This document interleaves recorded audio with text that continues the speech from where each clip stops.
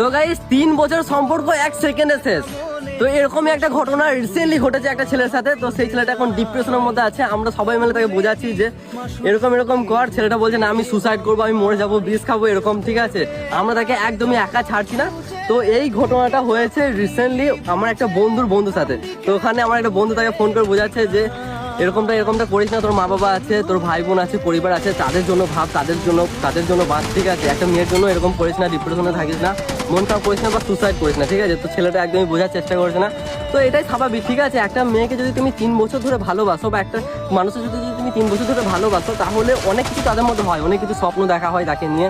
তো হঠাৎ করে যদি মাঝপথে তার সাথে যদি সবকিছু শেষ হয়ে যায়, তাহলে যে কোনো মানুষই ভাই ভেঙে পড়বে।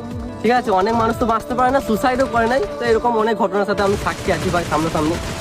তো আমি আজকের দিনে দাঁড়িয়ে আমি এই কথাটাই সবাইকে বলবো যে এখনকার দিনে কাউকেই বিশ্বাস করা যাবে না, কাউকেই না, শুধুমাত্র নিজেকে ছাড়া কাউকেই বিশ্বাস করা যাবে না।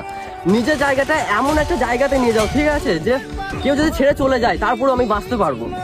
নিজেকে কখনোই সস্তা ভাবো না, কারোর জন্য নিজেকে বরবাদ করো না। ঠিক আছে, যে ওই মানুষটা আমার জীবনে আছে, আমি ওকে সবটাই দিয়ে দেবো বা ওর সাথে আমি সারাদিন কথা বলবো, আমি ক্যারিয়ারে ফোকাস করবো না, কিছুই করবো না।